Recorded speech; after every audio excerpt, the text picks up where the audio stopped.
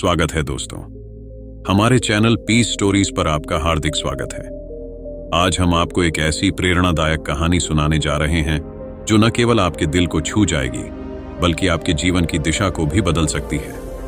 कहते हैं भगवान ने किसी को गरीब नहीं बनाया, हर किसी को इतना दिया है कि वो अपना जीवन गुजार सके। लेकिन हम अक्सर दूसरों की अमीरी देखकर अपनी अमीरी और गरीबी का अंदाजा लगाते हैं। गौतम बुद्ध की यह कहानी आपको बताएगी कि असल में कौन धनवान है और क्यों हर व्यक्ति अपने आप में अमीर है। यह कहानी न केवल आपको प्रेरित करेगी बल्कि आपके जीवन में नई सोच और सकारात्मकता भी लाएगी। वैसे तो कहते हैं भगवान ने किसी को गरीब नहीं बनाया है, उन्होंने हर किसी को इतना दिया है कि वो अपना जीवन गुजार सकें, और अगर किसी को जरूरत से कम भी दिया है तो भगवान उसके लिए कुछ न कुछ ऐसी व्यवस्था कर ही देते हैं, उनका जीवन चलता रहता है। हम अक्सर दूसरों की अमीरी देखकर अपनी अमीरी और गरीबी का अंदाजा लगाते हैं। यदि हमारे पास 10 रुपये हों और सामने वाले के पास 100, तो हम अपनी नजरों में गरीब हो जाते हैं और सामने वाला अमीर हो जाता है। हम यह नहीं सोचते कि एक व्यक्ति कितनी मेहनत से रुपये कमाता है, 100 काम कर रहा है, उसकी जरूरतें क्या हैं। हम तो बस दूसरे की दौलत देखते हैं और अपनी राय बना लेते हैं। गौतम बुद्ध की आज की प्रेरणादायक कहानी के माध्यम से आप जानेंगे कि भगवान बुद्ध के अनुसार कौन धनवान और धनवान व्यक्ति होता है।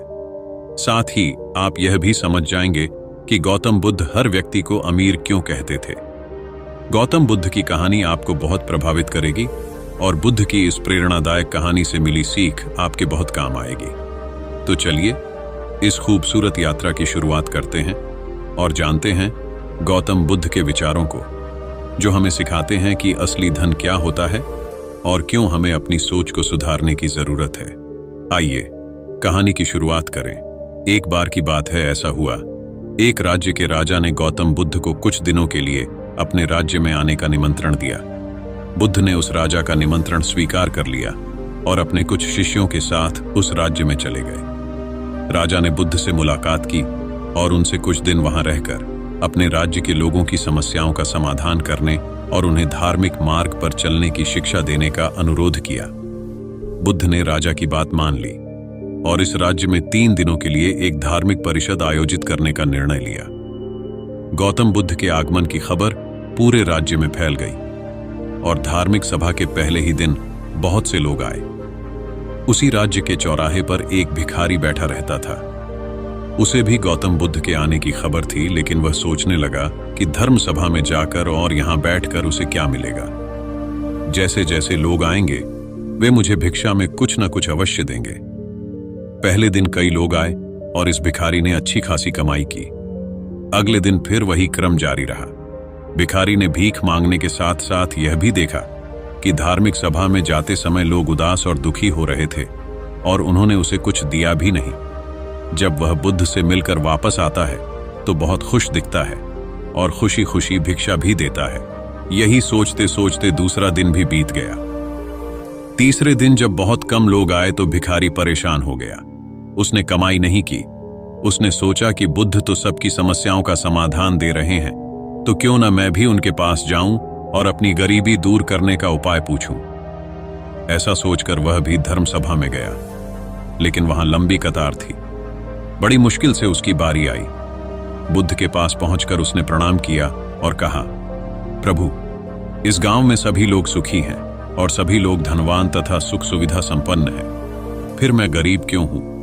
भगवान बुद्ध ने उस भिखारी को देखा और कहा, तुम गरीब हो क्योंकि तुम हमेशा दूसरों से मांगते रहते हो, लेकिन कभी किसी को कुछ नहीं देते हो। तुम्हें लगता है कि लोग तुम्हें भीख में बहुत सारा धन देंगे, लेकिन तुम किसी को बदले में कुछ भी नहीं देना चाहोगे।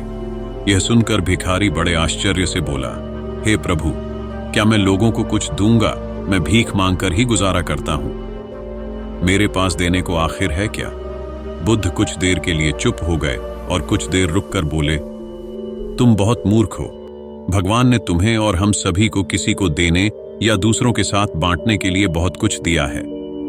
आपने एक मुस्कान दी है जिसे आप दूसरों के साथ साझा कर सकते हैं और उन्हें आशा और उम्मीद दे सकते हैं। तुम्हें आवाज दी गई है जिससे तुम मीठे बोल बोलकर लोगों की प्रशंसा कर सकते हो। तुम्हें 2 हाथ दिए गए हैं जिससे तुम दूसरों की मदद कर सकते हो।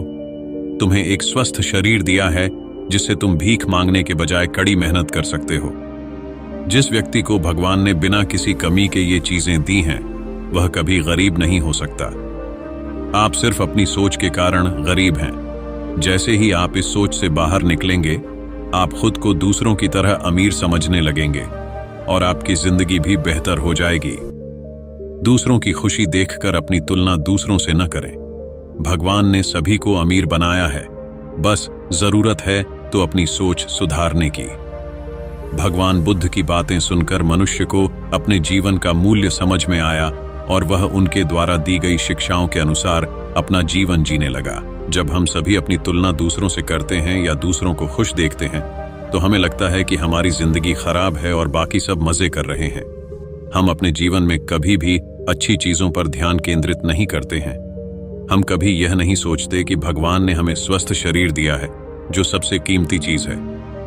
आप कितने भी अमीर क्यों ना हो, अगर आपका शरीर उपयोगी नहीं है तो वह पैसा भी किसी काम का नहीं है। और वहीं अगर आप गरीब हैं लेकिन आपका शरीर बिल्कुल स्वस्थ है, तो आप अपने आप में एक अमीर व्यक्ति हैं। कोरोना काल में हम सभी ने देखा है कि पैसे से ज्यादा जरूरी स्वस्थ शरीर है। धन्यवाद दोस्तों, आज की कहानी सुनने के लिए आपका बहुत बहुत धन्यवाद।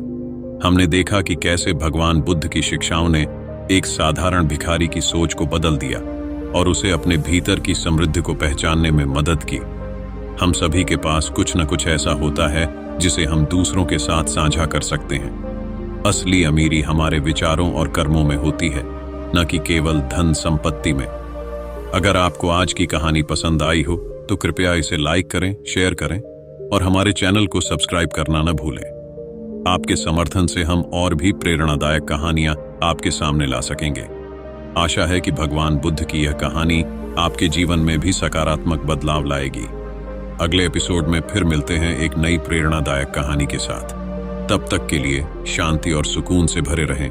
धन्यवाद।